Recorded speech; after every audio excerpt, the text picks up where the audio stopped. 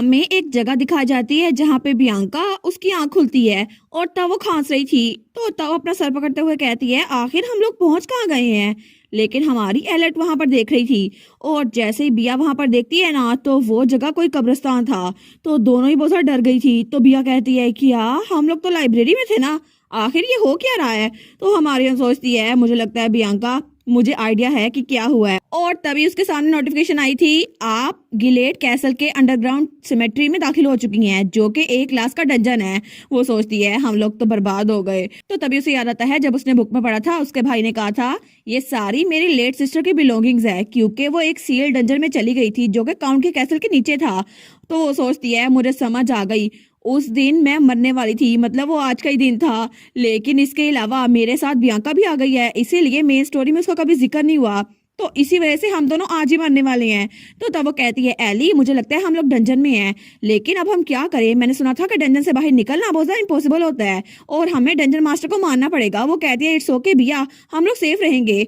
लेकिन तभी वहां नोटिफिकेशन आई थी the voice that shape the world आपके लिए लेट नाइट शिफ्ट के लिए तैयार हो गए हैं। तो वो सोचती है सिस्टम मेरी रेस्क्यू करेगा है ना। लेकिन तब वो कहती है लॉर्ड वॉइस, वो सोचती है ये तो एक क्लास डंजन है ना, मुझे लगता है ये भी कोई बग होगा, क्योंकि जब तक ट्यूटोरियल पीरियड चलना था ना तब तक डेंजरस लेवल एफ तक रहना था, लेकिन अचानक से ए लेवल का क्यों हो गया। तो तब हमारी हीरोइन सोचती है मुझे लगता है ये डिफिकल्टी ये तो एफ रैंक तक होनी थी ना, क्या पता इन्होंने खुद गलत की हो।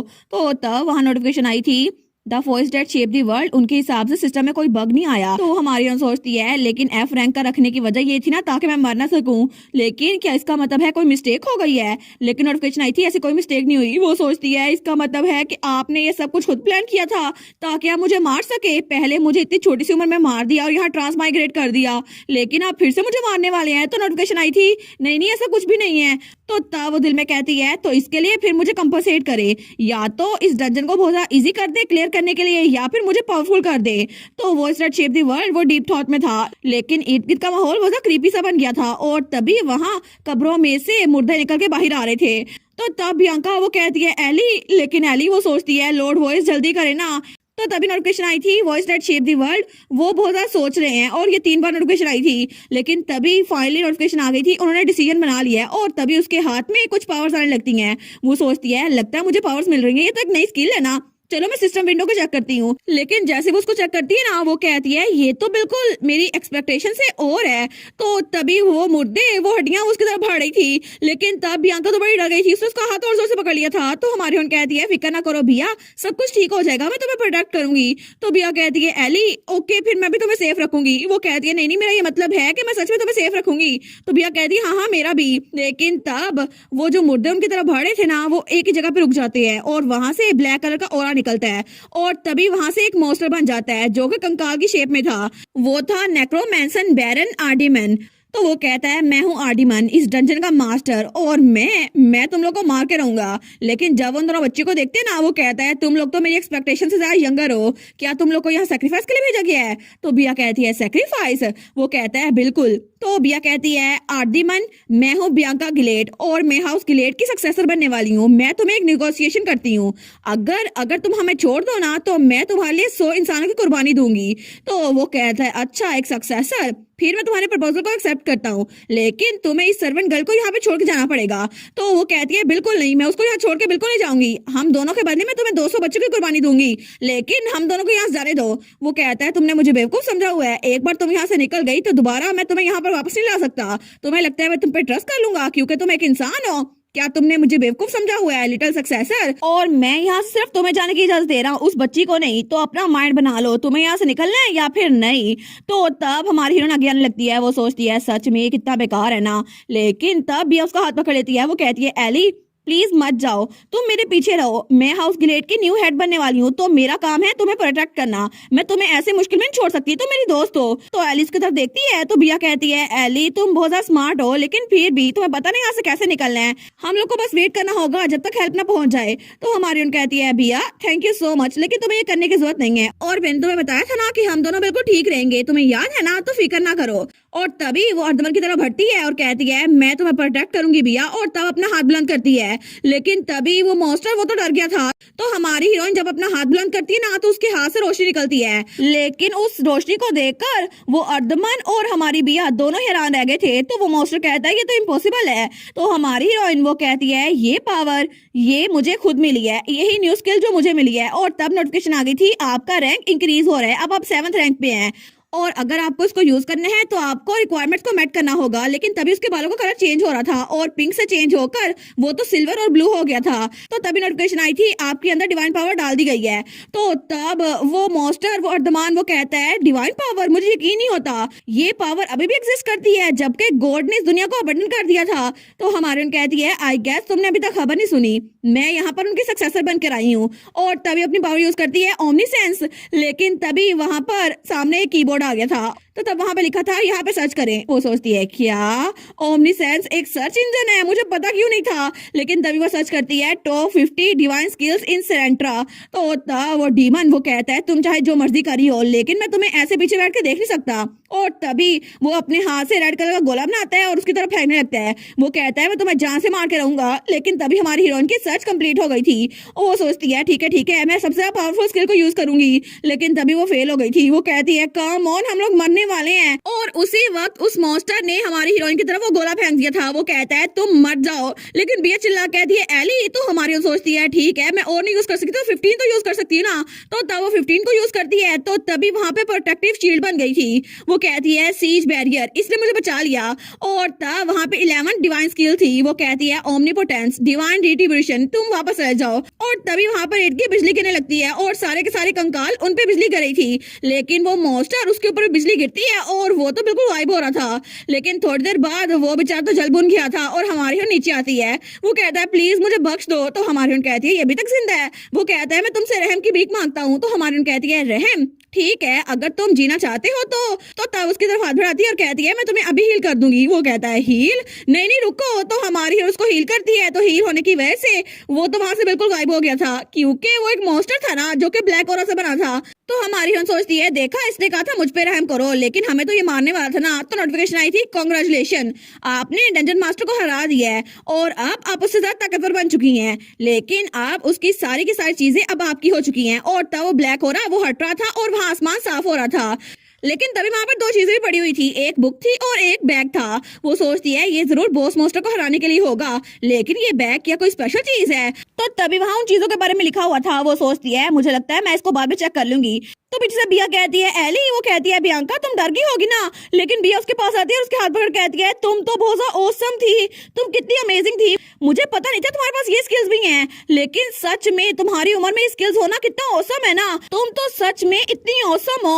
वो सोचती है इसको मैं ऑसम लगती हूँ लेकिन मैंने तो वो स्किल्स यूज की थी। तो तब बिया कहती है सच में मुझे लगा था गॉड ने इस जगह को छोड़ दिया है लेकिन सच में तुम हमें आजाद करवाने के लिए आई हो, तुम तो बहुत ही ज्यादा अच्छी हो, तुमने हमें बचा लिया वरना आज हम मर जाते। तो तभी नोटिफिकेशन आई थी holiness of void the shaped world उसकी इंक्रीज हो गई है और इसकी वजह से उनका लव और फेवर वो भी इंक्रीज हो गया है। तो तब वो सोचती है क्या मतलब, इसका मतलब है मैं कोई पिरामिड बना रही हूँ कि जितने लोग आएंगे वो उसकी तारीफें करेंगे वॉइस। लेकिन तभी उस बेचारे को चक्कर आता है और नीचे गिर जाती है। तो बियांका कहती है एली तुम्हें क्या हुआ। तो नोटिफिकेशन आई थी आपने अपनी ज्यादा पावर्स यूज कर ली हैं, इसी वजह से होली फीवर आपको हो गया है जो कि 2 दिनों तक रहेगा। वो सोचती है होली फीवर, आखिर ये सब कुछ क्यों होना था। लेकिन तभी उसको बियांका पकड़ लेती है। वो कहती है एली प्लीज उठ जाओ ना, तुम इतनी जल्दी छोड़ कर नहीं जा सकती। तो वो कहती है मैं सब कुछ तुम पे छोड़ती हूँ बियांका। तो बियांका रोते हुए कहती है नहीं तुम इतनी जल्दी मर नहीं सकती, हम लोग अभी तो दोस्त बने थे, मैं तुम्हें ऐसे जाने नहीं दे सकती। तो हमारी हीरोइन वो तो बेहोश होते होते कहती है भैया मैं मर नहीं रही। लेकिन तभी दूसरी तरफ एम्पायर के दूसरे हिस्से में कुछ लोग बहुत ज्यादा भाग रहे थे और वो लोग चर्च में थे। वो कहते हैं क्या चूजन वन वो अपीयर हो गया है, देखो सही डिवाइन पावर कितनी ज्यादा है, कितने लंबे अरसे बाद हमें ये पता चला है ना। सच में यहाँ पर तो पावर्स किसी के पास आ गई हैं। वो लोग कहते हैं हमें लगा था कि अभी कितनी सेंचुरी से कोई प्रोफेसी नहीं आई, तो इसका मतलब है गॉड ने हमें अबंडन नहीं किया है ना, तो हमें किंगडम में उसको ढूंढना होगा जिसके पास ये डिवाइन पावर है। सच में ऐसा कोई वेसल एग्जिस्ट करता भी है या फिर नहीं? लेकिन तब वो लोग बहुत ज्यादा खुश थे। तो तभी वहां पर एक लड़का वो छुपकर उनको देख रहा था, जो कि 10 या 12 साल का था और उसके व्हाइट कलर के बाल थे। लेकिन पीछे से कोई और कहता है, देखो ये कितना शोर मचा रहे हैं ना, अभी ये फिर से लोगों को उम्मीद दे रहे हैं कि दुनिया बच जाएगी। लेकिन आई गेस ये बेहतर ही हुआ है, इससे अच्छा तो मैं अपने घर वापस चला जाऊं। दूसरा कहता है, सच में तुम्हें लगता है ये लोग हमें वापस जाने देंगे? तो वो काले बाल वाला कहता है, अगर यहाँ पर इस जमीन पर पीस हो भी गया ना, फिर भी किंगडम हमें यहाँ पर अपने फायदे के लिए इस्तेमाल करेगा, और इसीलिए तो उन्होंने हमारे ऊपर ये निशान छोड़े हैं। और वहां पे क्रॉस का निशान था। लेकिन वो कहता है, सच में तुम इस बारे में क्यों नहीं कहते? तुम भी तो यहाँ पे रहो ना, क्या तुम्हें जलन नहीं हो रही न्यू सेंट से?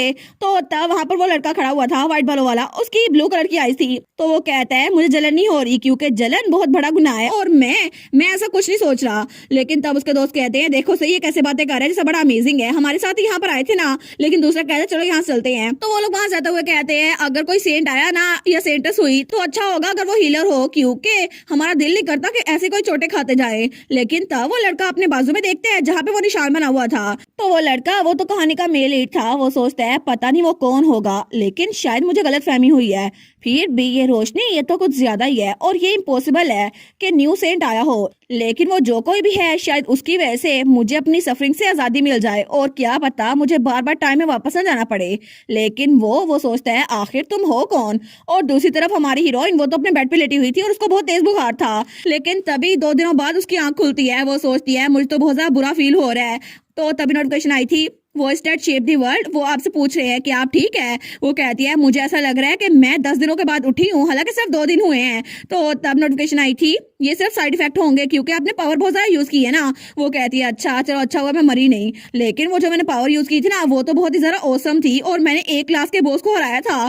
तो नोटिफिकेशन आई थी, आप टाइम के साथ साथ और स्ट्रॉन्ग बनती जाएंगी। तो वो कहती है, अच्छा हुआ ना, डिवाइन पावर तो सबसे ज्यादा बेस्ट है। लेकिन वहां पर नोटिफिकेशन आई थी, ऐसा लगता है कि हमें आपकी पावर को डबल करना चाहिए और आपको खुद भी ट्रेनिंग करनी चाहिए अपनी फिजिकल हेल्थ के लिए। वो कहती है, हाँ हाँ मैं एग्री करती हूँ और अब से मैं खुद भी स्ट्रॉन्ग बनूंगी। लेकिन तब वो कहती है, बाद में करूंगी ना ये सारे काम, अभी तो मुझे आराम करना है, 2 दिनों से मैं बुखार में तप रही थी। लेकिन तभी पीछे से कोई उसको बुलाता है। तो जब वो पीछे देखती है ना, तो वहां पे प्रियंका आई थी। वो कहती है, एली तुम उठ गई? तो तब उसके पास आती है। वो कहती है, कितना अच्छा हुआ ना, अब तुम्हें कैसा लग रहा है, क्या तुम ठीक हो? तो हमारी कहती है, बिया।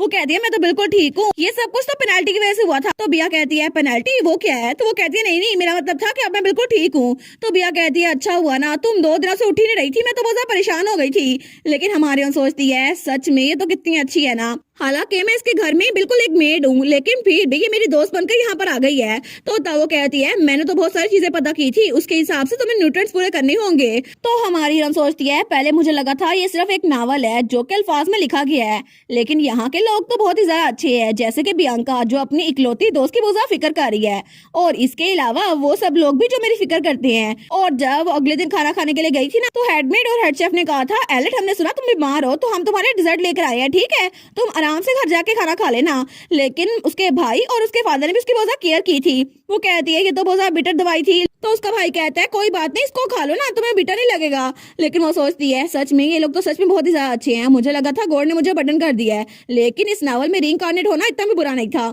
और तब अगले दिन फिर से बियांका उसके पास आई थी। वो कहती है, मैंने डंजन में जो कुछ हुआ था ना, उसके बारे में किसी को नहीं बताया, लेकिन तुम्हारे बेहोश होते हुए मैंने तुम्हारी डिवाइन पावर के बारे में किसी को बताने की हमाकत नहीं की। वो कहती है, थैंक यू बिया, मुझे लगता है कि अभी के लिए हमें इसे सीक्रेट रखना चाहिए।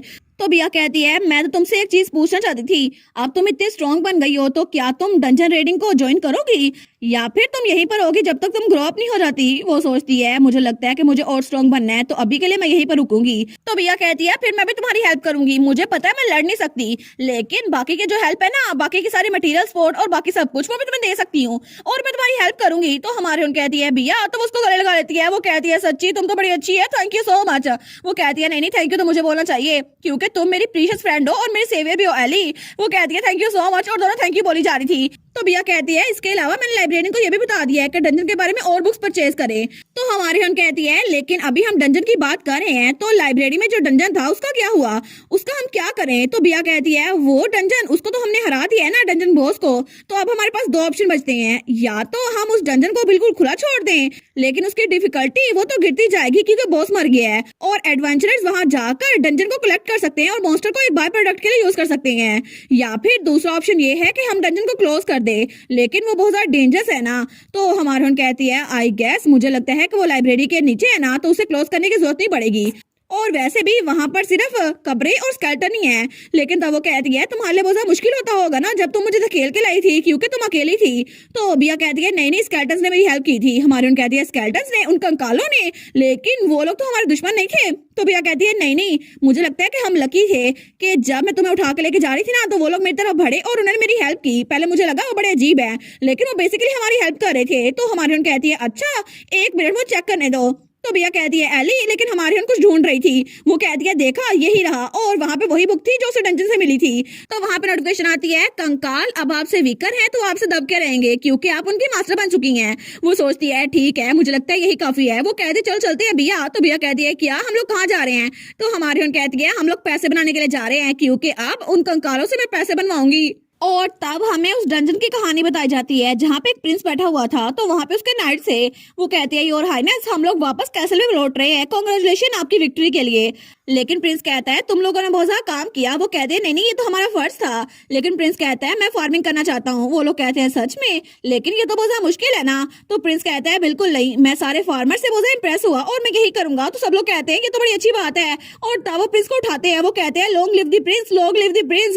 तो जैसे ही वो प्रिंस को उछाल रहे थे ना, तभी जमीन फटती है और वहां से कोई निकलता है। वो लोग कहते हैं क्या ये कौन है? तो वहां पर वही मॉन्स्टर था। वो कहता है तुम इंसान, मैं हूँ आर्दिमन, और तुम लोग अब मेरे साथ यहाँ पर जलोगे। और तभी वो लोग सारे उसको देखते हैं, लेकिन प्रेजेंट में वो सारे के सारे वैसे ही खड़े हुए थे। उनमें से एक प्रिंस था 3 नाइट से, और एक उसका एडवाइजर था। लेकिन हमारी और वो वहाँ पहाड़ी के ऊपर खड़ी होती है और उन सबको बुलाती है। लेकिन सारे के सारे स्केलेटन उसको देखकर डर गए थे। वो कहते हैं हम इतना डरा हुआ महसूस क्यों हो रहा है? दूसरा कहता है योर हाइनेस प्लीज मेरे पीछे रुकें।